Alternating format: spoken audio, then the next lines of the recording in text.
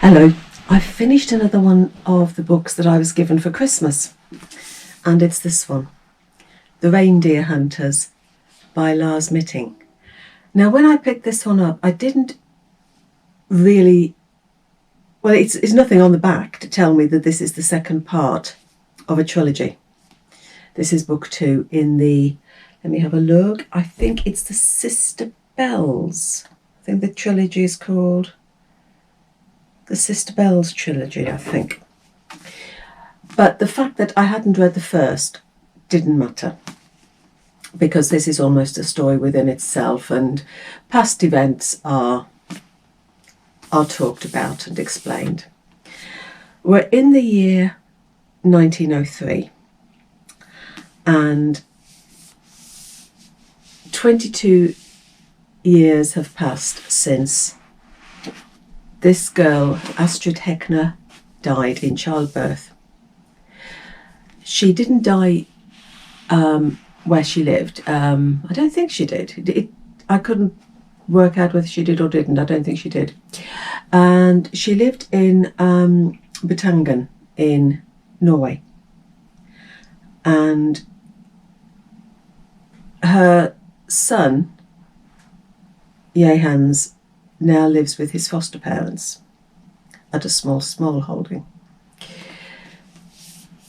The priest, Kai Schweigard, he heard about Astrid's death, and he heard that of her twin sons, only one survived. She died in childbirth, and one of the twins died. The family didn't want Jehans, so he was sent to live with foster parents in Norway. And he lives in virtual poverty. But he's proficient in fishing, reindeer hunting, and the pastor, Kai Schweigard, he has taught him. He's taught him to read, to write, and inspired his love of engineering. So this is the 22-year-old Jehans. Kai is wanting to solve a mystery, because the Heckner family, there is a legend that in the 1600s, twin sisters, conjoined twin sisters, they wove a tapestry, the Heckner weave, and this was lost. And he wants to find it because it's supposed to be, what does it say here? Well, it just says it's hopes that it will show him a way to atone for his sins. The Heckner twins, these two women in the 1600s, twin bells were forged for the church. And the sister bells, they rang in the church. But then I think this must be part of the sin that he wants to atone for, maybe. But the bells were separated. One's in Germany and the other was lost in the lake. So that is sort of the background to the story. What we have here is characters that get under your skin.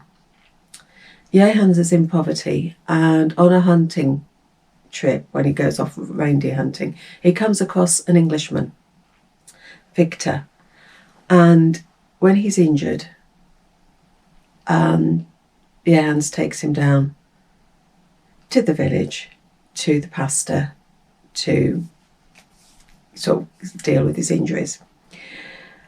And when the pastor sees Victor, he is shocked, and he thinks that things he always believed might not actually be true.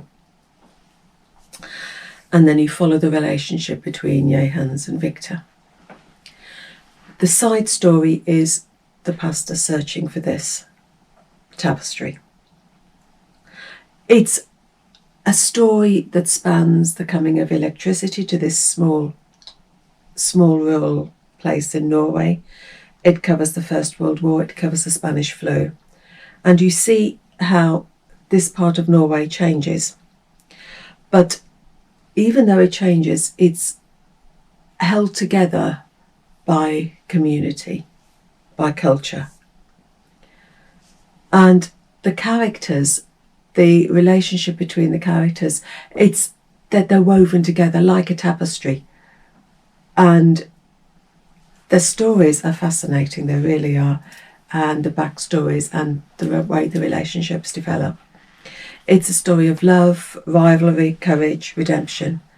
And the ending brought tears to my eyes. I thought it was a really, really lovely book to read. And I'm intrigued now to read the first part of it, to find out the bits that are missing from this. And then the third part, find out what happens to these characters. I'm not sure where the first part takes us, whether it takes us to the sisters, whether it's just sort of the story of Astrid.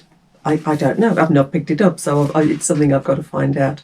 So at some point, I am going to pick these up, pick the other two up and read them.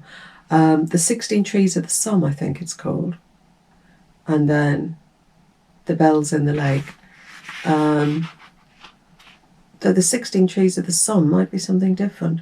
Do you know, I don't know. I'm going to have to do some research. Anyway, The Reindeer Hunters by Lars Mytting.